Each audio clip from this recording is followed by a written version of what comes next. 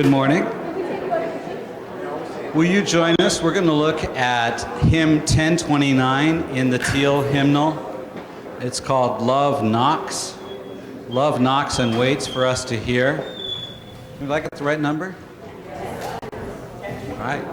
Right. Yeah, but it's new for us too. So let's see if we can learn this together. So once again, 1029, Love knocks and waits for us to hear. Will you all stand and join us?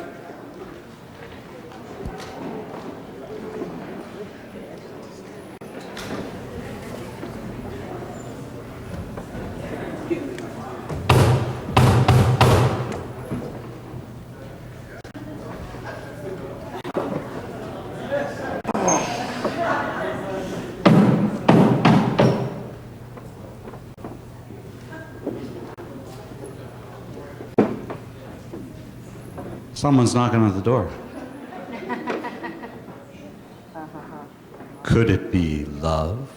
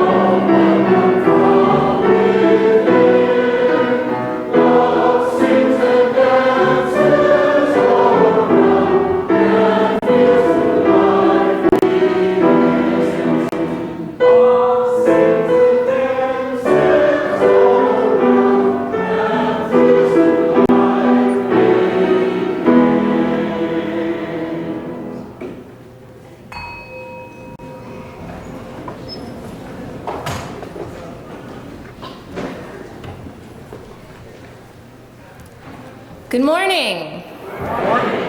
Welcome to First Unitarian Universalist Society of Albany. I'm Eileen Casey-Campbell, the ministerial intern, and I'm so glad to be with you this morning. And welcome also to the month of October, when we explore what it means to be a people of courage. I live with an 18-month-old, so I'm all too familiar with the concept of unbridled courage. My toddler hasn't lived long enough to learn to let fear stop him. One of his favorite activities is a game he calls Jump. He shouts the word jump as a half-second warning to the adults in the room from atop a piece of furniture he has just scaled without our noticing, and then spreads his arms wide open and jumps. His trust in our capacity to reach him and catch him before he lands is absolute, although it's sometimes misjudged. Living with our arms wide open like that is hard. We get hurt sometimes. Sometimes over and over we get hurt. And sometimes that makes us want to pull back, to curl in, to let fear lead us. But moving through the world with the courage of vulnerability lets us know both its pain and its many, many gifts. May we again and again spread our arms and jump.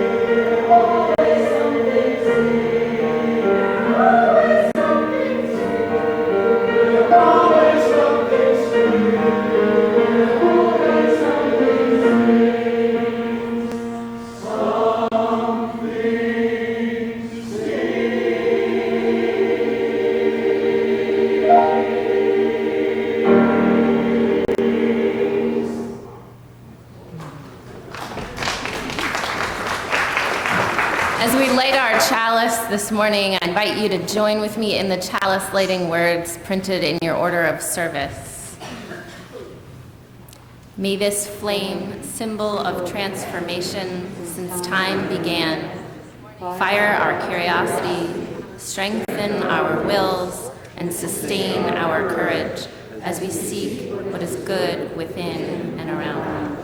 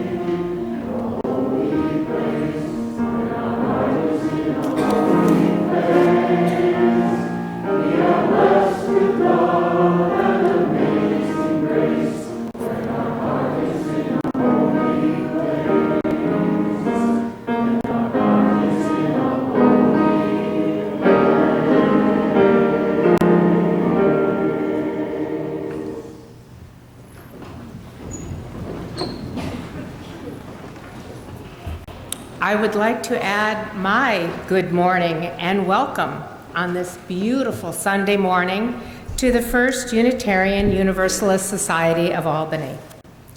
My name is Paula Moskowitz, and I, along with Barb Manning, are co-chairs of the Get Connected Activity Fair. This fair will take place on Sunday, October 22nd, which is the Sunday after the Silver Bay weekend, so we'll have everybody back here in this space. Because the fair will be in here, the service will be in the sanctuary that Sunday. Now, the fair is a great opportunity to get to talk to the many representatives of the committees and activities that are here at Albany UU. I have a list of programs and committees, and it's 2 pages long, and I don't think it's comprehensive. There is so much going on here that I'm willing to bet that you don't know the full range. So on that Sunday, the committees will be set up in this room with tables, and you will have the opportunity to walk around, to get to know people, and to get to know what's going on here. The kinds of committees that'll be here: social responsibilities, religious services, religious education, flower committee, caring network, you name it. And by the way, this fair is not just for adults. There will be special activities and a special prize for the children that visit the most tables. So bring your kids with you that Sunday. I'm wishing for summer already. If your committee has not yet let me know that you will be participating in the fair, you can see me after the service, or you can send me an email, or you can give a call. The information is in the order of service. At this point, we enjoy welcoming guests and visitors to our service. If you have brought a guest or are a visitor, and you would like to tell us who you are and where you're from, please stand or raise your hand. Our lead usher, Dawn Dana, will bring you a microphone so that everyone can hear you. Are there guests and visitors this morning?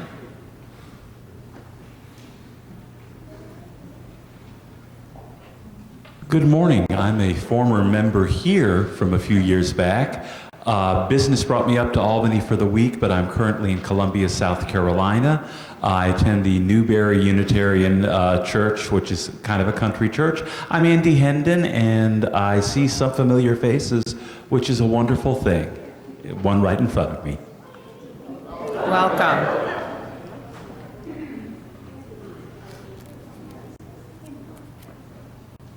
Hi everyone, I'm Kelly Smith and I brought my friend Jessica Coyle here today to check it out. Welcome.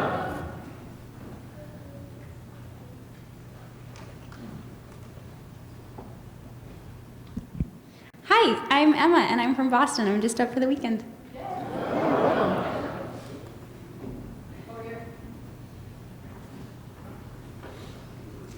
Hi, I'm Pam Russell. I've just moved to the Albany area after living up in the Shelburne Falls area. I'm a hospice social worker in the Amsterdam and Schenectady area, but I live in Albany, so I'm looking to reconnect. I went to school right across the street many years ago, so it's great to be here. Welcome.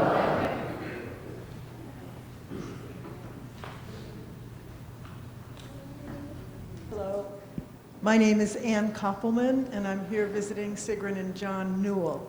I live in Chapel Hill, North Carolina, and I was raised in the First Unitarian Church of Los Angeles in the 1950s. And my partner used to sing in a chorus in a Unitarian church in Cincinnati, so I'm following the trail of Unitarianism, even though I'm now more of an earth-based spirituality person. I'm glad to be here. Welcome.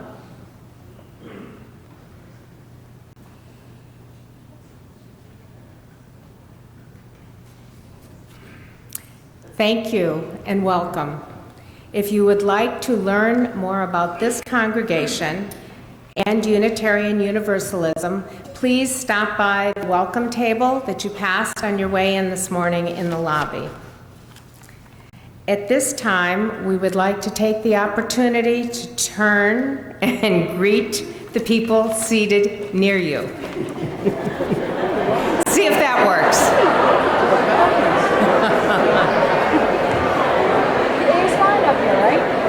It's a little scary. I just, this is too low.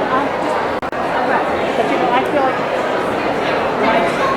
Yes, you can, and you have to record it. especially like this one, if I back up, tripped. No, Thank you. you got friends, we have you.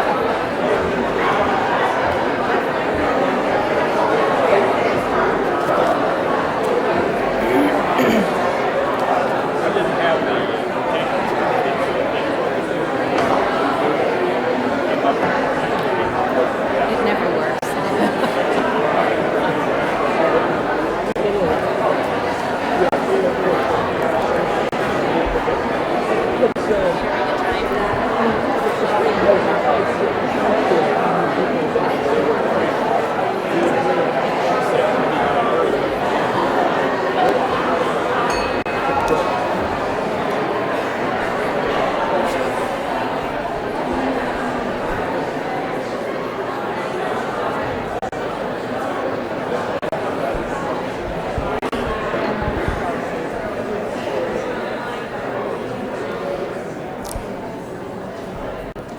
Before we continue with today's service, I draw your attention to the announcements in the order of service.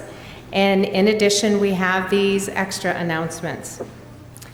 The Green Sanctuary Committee will meet in B5 immediately after the congregational meeting. All are welcome to attend. I have an important announcement from the membership committee. For all our newer friends in this congregation, we would love to have you join us this coming Saturday morning for our next UU orientation called Getting to Know UU.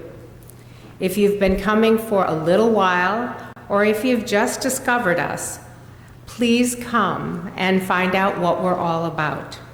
This is an opportunity to learn about Unitarian Universalism, how to connect with others in this congregation, and to just have an enjoyable morning with a bagel with your name on it and a cup of coffee. If you plan to come this Saturday morning, please let the membership table know, and childcare is available if you sign up. So please let us know if you're coming so that bagel will be waiting for you. At this point, Dick Dana has a special announcement. Immediately after the service today, there will be a special congregational meeting to vote on a resolution that you can find written on an insert in your order of service. It reads as follows.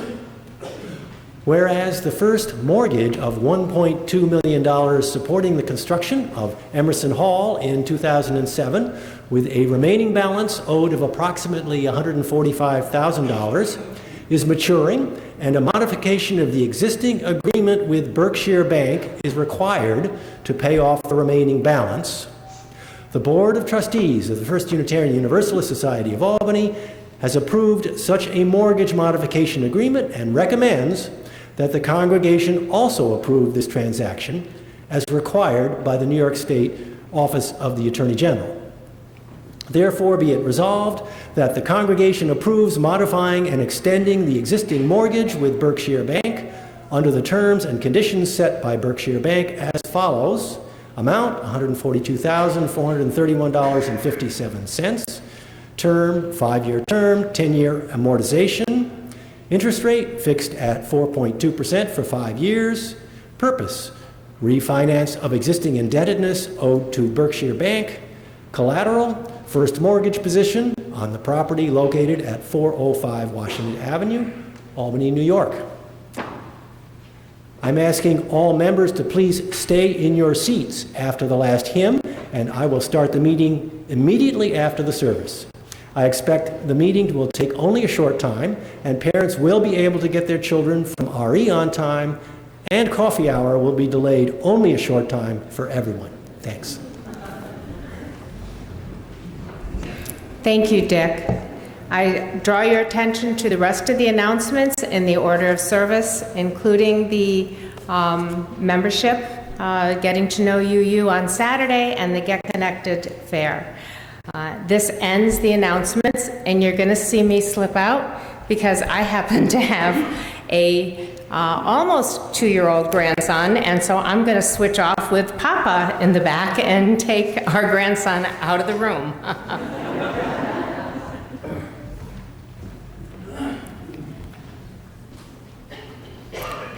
Now is the time set aside in our service for the sharing of significant personal milestones in our lives. If you have a joy or a sorrow you would like to remember, please come forward, choose a stone, and place it in the bowl on the table. At that time, you may also place your written remembrance in the tray on the stone's table. You will find a yellow card in the back of the hymnal, or the ushers can provide one for your written remembrance. If you feel moved to tell us the nature of your joy or sorrow, please wait with the usher at the microphone. If you have a sorrow to share, please stand to the left of Dawn. If you have a joy to share, please stand to her right. Also, consider sharing your sorrow with one of the pastoral care associates. On duty today, could you stand, pastoral care associates on duty today? I don't see her. Oh, I see Lisa.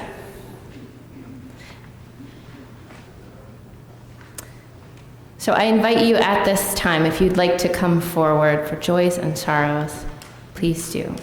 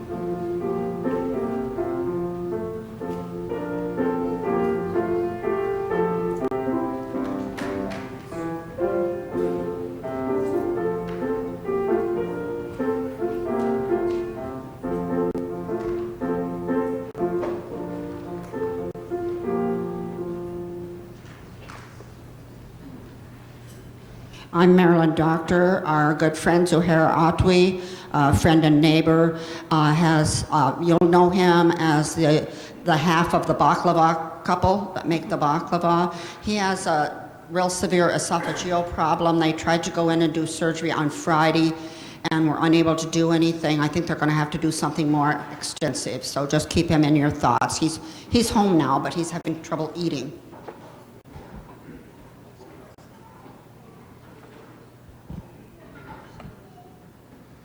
Hi, I'm Chris Jensen. A number of you have already heard this, but my brother-in-law, Mark, passed away earlier this month, and it was very, very unexpected. He had a massive stroke and was not able to recover from it. And Randy and I will be traveling out to Seattle area where my sister lives to join in the memorial service. But coming right on top of the passing of our beloved feline companion, it was kind of a shock and more than we were expecting. I have a joy.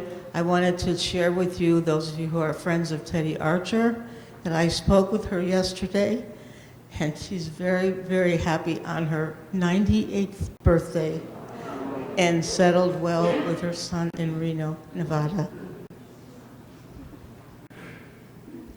I have a sorrow and a joy. The sorrow is that my partner, Mark Evans, who many of you have met's aunt died last week.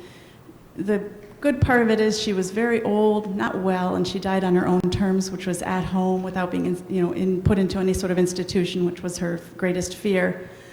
But it's still very difficult. He was her caregiver for many, many years, and not living with, they didn't live together, but he did a lot of care for her, and it was very, very intense. So he's going through a lot with that. My joy is that my daughter Virginia, who had to go through vocal cord issues with surgery and everything, is so fully recovered. She wasn't able to graduate in May, but the good news is, in spite of having to repeat another year at Manhattan School of Music, she was given a giant, big-time part in the April production of The Snow Maiden, which will be at MSM. And I mean, I'm talking a big part, 3 arias, duets, like the big deal. And I think she's getting rewarded for her resilience and her hard work, because she was very disappointed to not graduate and not go off to graduate school. So I'm very, very happy and very proud of her for working so hard. Hi, I'm Neil Rice, and Astrid probably spoke about me a couple weeks ago. I had a bicycle accident is it Labor Day? Yeah, it's Labor Day. And I had a concussion. And for a while, I was kind of in another world, and I'm back. And so I'm so grateful to be back. And just to embrace the fragility of life. I mean, we think that things are always going to be as they are, and things go along happy-go-lucky. I don't assume any of that anymore. it's just a pleasure to be back, and thank you all, you folks who have inquired and welcomed me back. Thanks.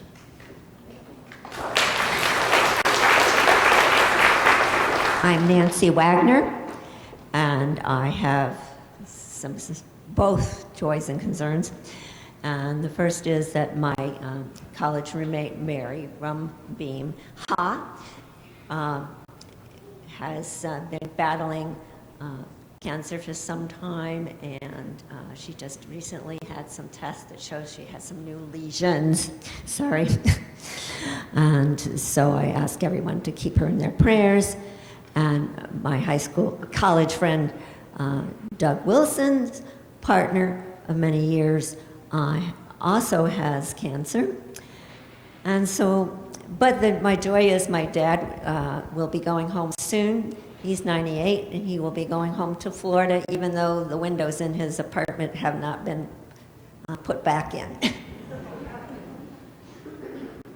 Hi, Jim Buzon. My joy is that I've been in my new apartment for about a month now, and while it wasn't a joy when it was 90+ degrees, sometimes at night these past few days, I have noticed that about 50 degrees last night, maybe lower than that.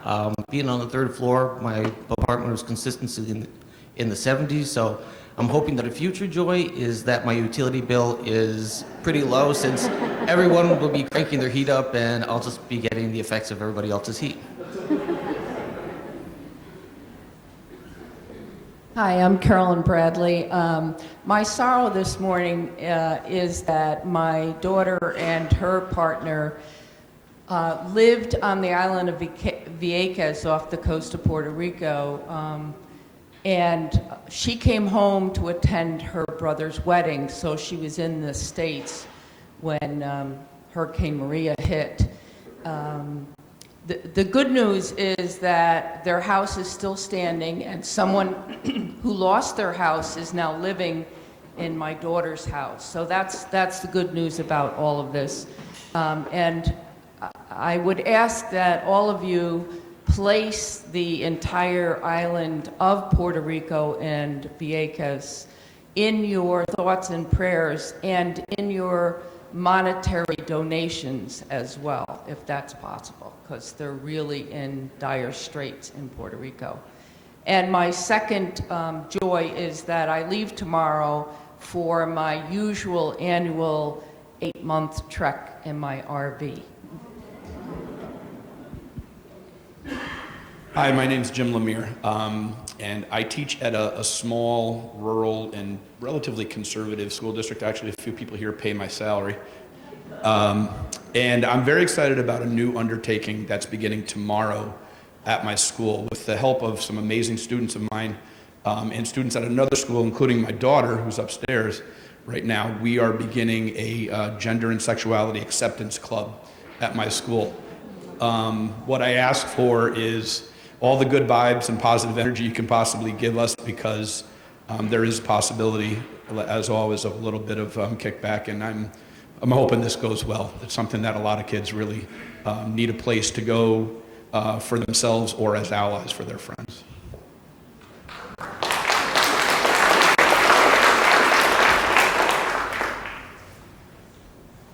My name is Maddox.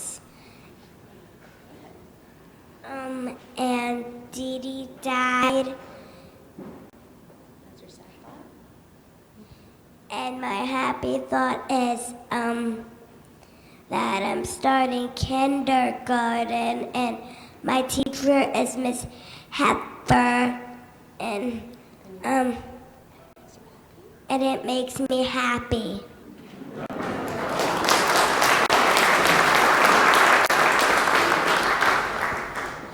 Hi, this is Dave Stone, and myself, my wife Sandy, Dave and Barb Metz, Peter and Donna Meixner, and Reese Satin just got back from 4 days in Gloucester and Rockport, where we had a fabulous visit at the Gloucester Unitarian Universalist Church. Totally impromptu. We ran into the sexton raking lawn, and she said, "Why don't you go inside?" And so the RE director gave us a tour. This is an 1805 structure on the highest point of the area. And It has a Paul Revere bell, which we got to ring. It's an entirely different kind of experience than being in a church like this, or even our 1925 structure, because the challenges are great, but the view is unbelievable. And we were so welcomed. We probably were there for over an hour, just wandering the building. If we wanted to, we could have gone up in the steeple, which is incredibly high. But it was such a great experience with another congregation. I encourage you to stop there if you're out on Cape Ann.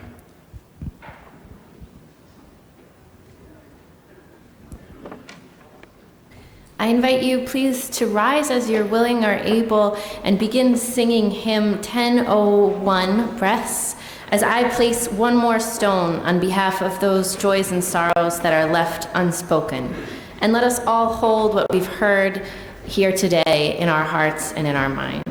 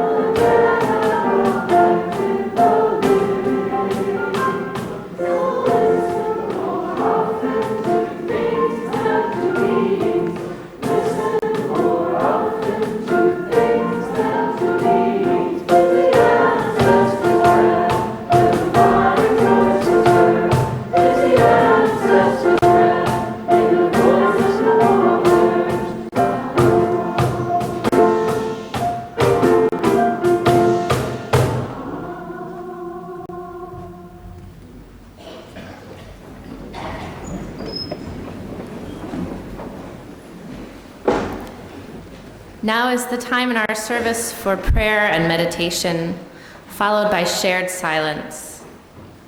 I invite you to get comfortable in your seat. Let your feet find the floor. Feel yourself supported by the good earth. Take a deep breath in and release it. There is a yogic mantra I love, So Hum, it is in Sanskrit. Translated, I am that. That meaning all that is. A rejection of the idea of a self that exists as divisible from the whole of the universe. An embrace of what we call in our own faith, the interdependent web of all that is. An affirmation that we are woven in what Dr. King called a single garment of destiny. Whatever is, I am that. So, everything as one. And so either nothing is sacred or everything is. May as well act like everything is. Perhaps we can catch a glimpse of the expansiveness that this mantra offers as we come into a time of silence together. With each inhale, I am. With each exhale, all that is. With each inhale, the universe reaching infinitely inward.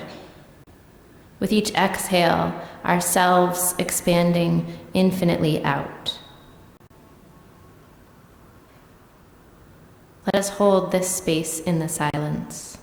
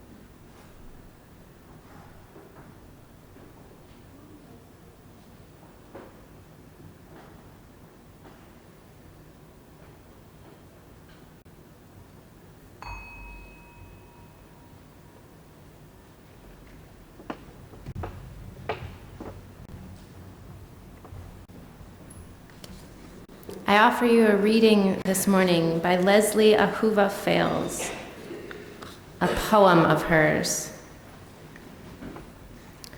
All that we have been separately, and all that we will become together, is stretched out before us and behind us like stars scattered across a canvas of sky. We stand at the precipice, arms locked together like tandem skydivers, working up the courage to jump. Tell me, friends, what have we got to lose? Our fear of failure? Our mistrust of our own talents? What have we got to lose? A poverty of the spirit? The lie that we are alone? What wonders await us in the space between the first leap and the moment our feet, our wheels, however we move our bodies across this precious earth, touch down softly on unknown soil? What have we got to lose that we can't replace with some previously unimaginable joy? Blessed are you, Spirit of life, who has sustained us, enlivened us, and enabled us to reach this moment. Give us courage in our leaping and gratitude in our landing, and share with us the joy of a long and fruitful ministry together. Here ends the reading.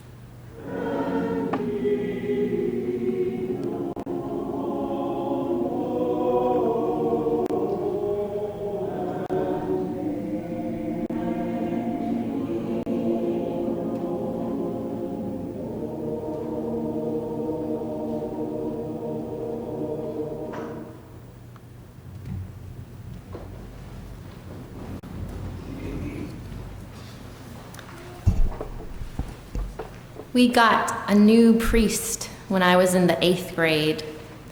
I went to the Catholic school in my little hometown, and he came to work for the school and its associated parish. Let's call him Father Matt. He was one of those young post-Vatican II priests who was so hip he went by not just his first name, but a nickname. He was a cool priest, capital C, capital P. And I thought he really was pretty cool. He was from Seattle. He cared about social justice and tried to get our congregation to care about it too. He started a community support center for teen moms. He talked about LGBT people as people with our youth group. He spoke Spanish, and he convinced the parishioners that we needed a Spanish language mass.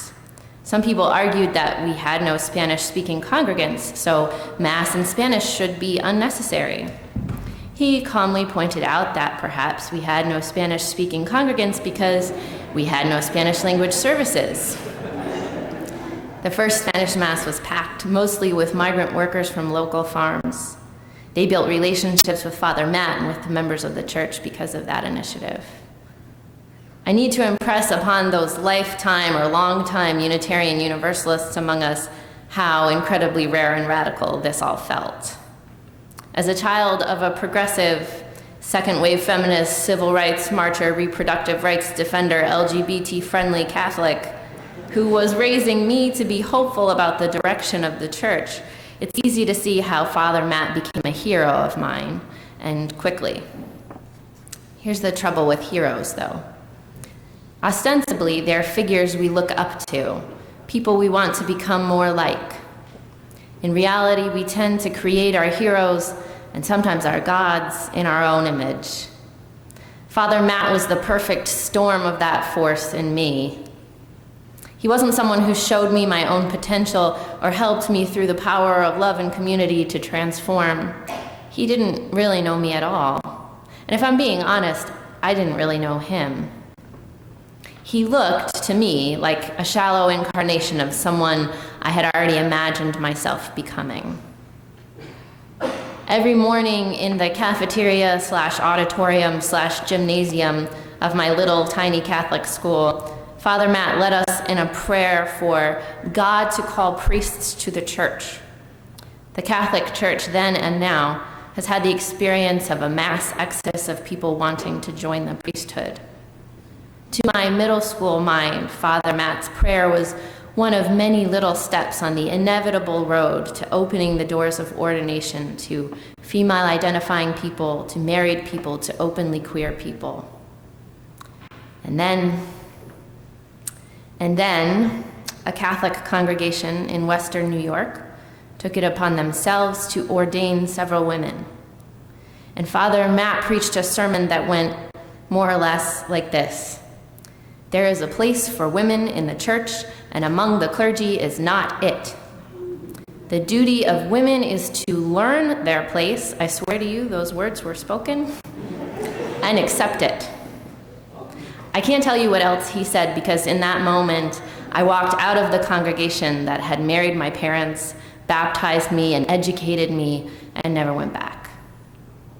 Heroes are hard to hold on to. My story calls to mind today one of the ongoing struggles in this congregation and in wider Unitarian Universalism. The long-held Unitarian hero Ralph Waldo Emerson is honored in the name of this very room. We heard his beautiful and profound words sung earlier in the service by the choir. "I hear a sky-born music still. It sounds from all things old. It sounds from all things young. From all that's fair, from all that's foul, peals out a cheerful song." Here is something else he wrote. "I think it cannot be maintained by any candid person that the African race have ever occupied, or do promise ever to occupy, any very high place in the human family. Their present condition is the strongest proof that they cannot. The Irish cannot, the American Indian cannot, the Chinese cannot. Before the energy of the Caucasian race, all the other races have quelled and done obeisance. end quote. That's hard to read from this space. It's hard to read at all. He wrote that in his journals, but lest you think it was merely a quiet and personal racism, as if that might somehow exonerate him.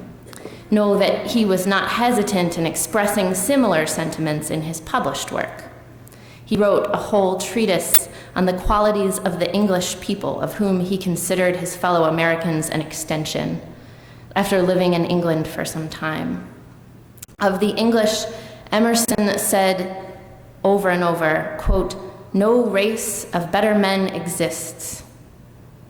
Of that imperial power whose conquered territories spanned the entire globe, whose brutal colonial rule came from behind the force of the world's most powerful navy, he wrote, quote, "They have no Indian taste for a tomahawk dance, no French taste for a badge or proclamation. The Englishman is peaceably minding his business and earning his day's wages." These lines are hard to hear. They're hard to read, but it's important that we use this space, Emerson Hall, for truth-telling. It's important that we look honestly at the heroes we hold. Well, we may be tempted to say Emerson was a product of his time. These were the opinions of everyone in the 1850s. And no doubt they were common opinions indeed. But if Emerson is just a man of his time, then I challenge us, what will we call Frederick Douglass, a man of the very same time, who in reference to the same system of power which contextualizes them both, spoke this truth instead? I utterly deny that we are originally or naturally or practically or in any way or in any important sense inferior to anybody on this globe.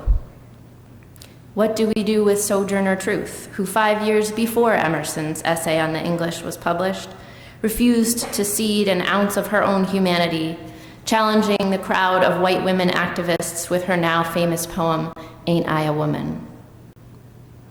There is this impulse, though, isn't there, to relegate Emerson and our other UU and national heroes with problematic histories to another time.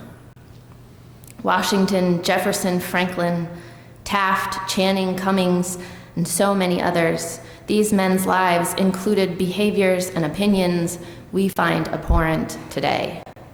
Should we tear down their statues like those of Robert E. Lee and Jefferson Davis? Remove their monuments and recast them as villains of history? Well, probably yes. But should we, can we, divorce ourselves from them and their choices by doing that? Do we do that because we don't want them to be ours anymore? They were formed by their context, but it is also their context that formed us. We might like to confine them to history in the same way we would like to say white supremacy is history, and sexism is over, and homophobia is old news.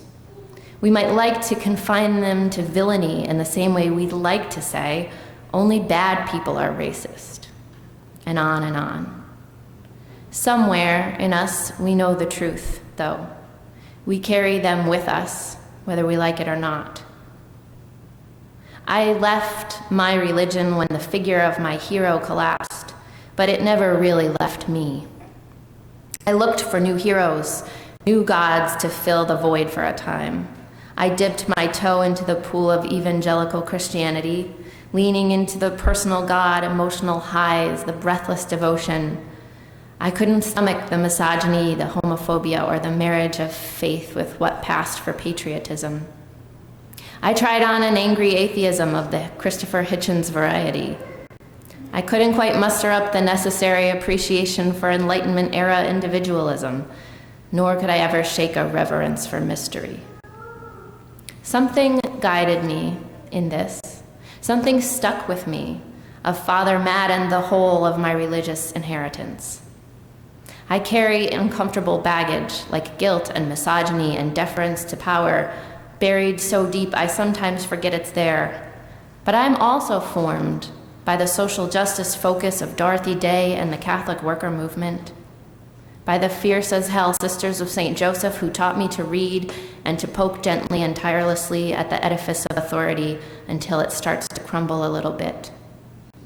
I'm formed by my Catholic mother, who asked me every day to be fair and be kind. And I'm even formed by Father Matt, who showed me that people are whole, multitudinous, complicated things. The same tradition that formed Father Matt's misogyny guided me out the door in rejection of it. He and we are remarkable and flawed both at once.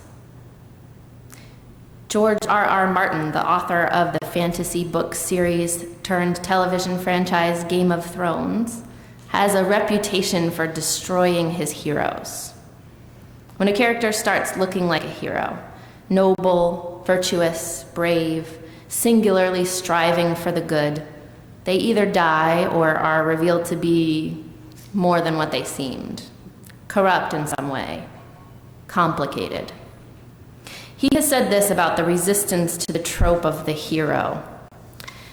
The battle between good and evil is a legitimate theme for fantasy or for any work of fiction for that matter. But in real life, that battle is fought chiefly in the individual human heart.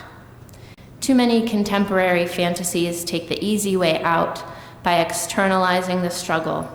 So the heroic protagonists need only smite the evil minions of the dark power to win the day.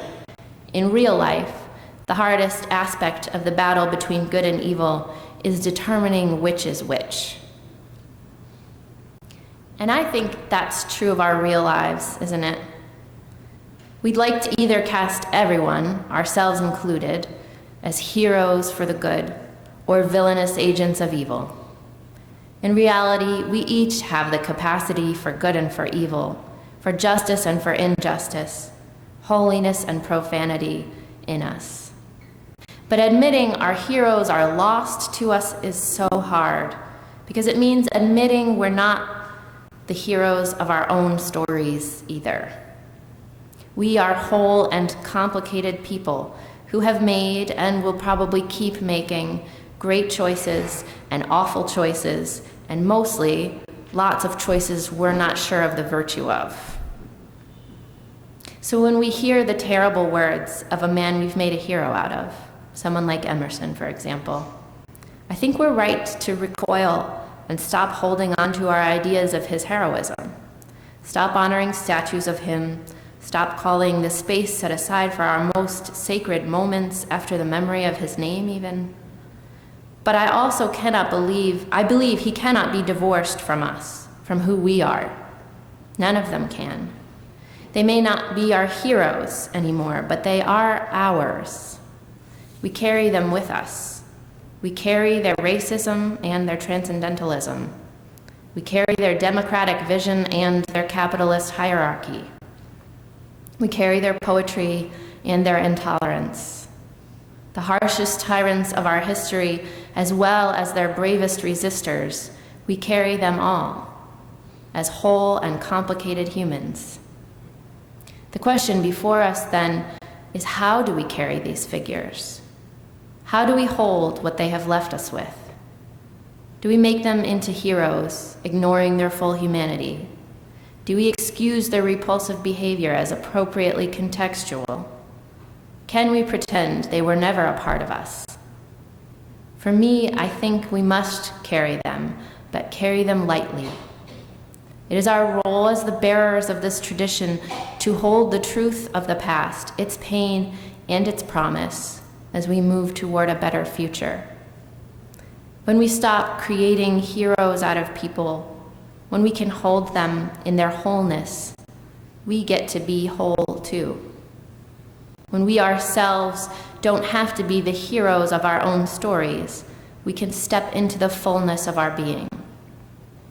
We can awaken to the traditions we carry, those that are leading us into justice and connection, and those that threaten to lead us astray. We can hold gently these words of a man both phenomenal and deeply flawed. It is not only in the rose, it is not only in the bird, nor only where the rainbow glows, nor in the song of woman heard, but in the darkest, meanest things there always, always something sings.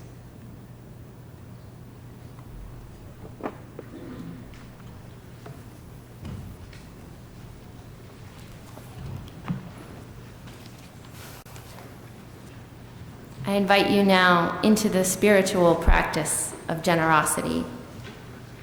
Members and friends support our congregation with an annual pledge paid throughout the year. Another way to support the good work of this congregation is by making a generous donation as we pass the plate and enjoy this next selection of music.